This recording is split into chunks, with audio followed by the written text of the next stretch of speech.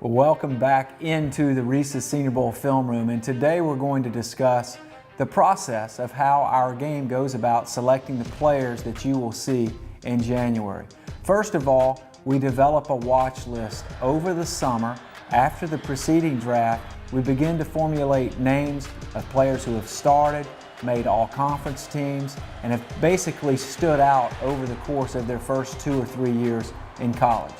Then the second thing we do is we actually go out and scout the players in person.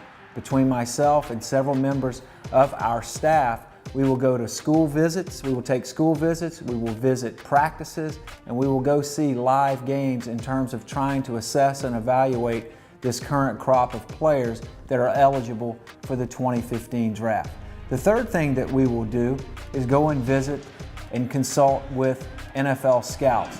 After 20 years of being in the league, most of the people in the league are only a phone call away. So we like to vet the different candidates before we get to November 1st, which is really the first deadline for us in terms of sending out the initial invitations. And we usually do those invitations in 3 different stages. We have what we consider automatic invitations, priority invitations, and then in-season invitations. And to this point, we do not invite any players until the first week of November.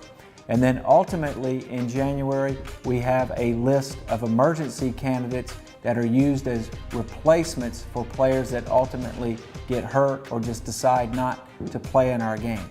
But the bottom line here is, here at the Reese's Senior Bowl, we try to operate as if we are the 33rd NFL franchise. We build out a roster and depth chart for both the North and the South and treat it just like we were running our own personnel department in the National Football League.